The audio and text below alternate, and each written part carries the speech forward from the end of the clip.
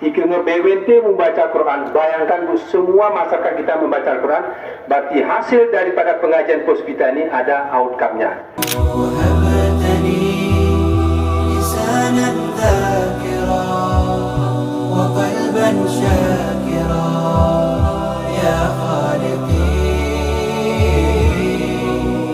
إنني سعيد عشت من جديد لفعل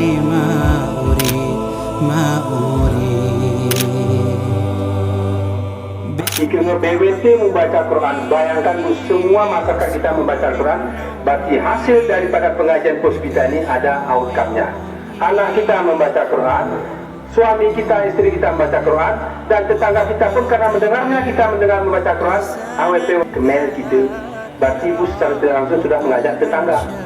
Ikerasannya Quran, apalagi ketemu ring, kerasannya Quran, dengungannya Quran dengan mudah. Bumula beliau TV, mokok-mokok, akhirnya dia pun mau.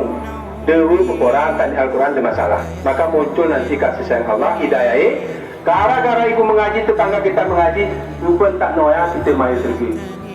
Tani amal noya, amal surga. Itulah kebesaran Allah. Kalau kita mau ikut pengajian, dapat ilmu fikih.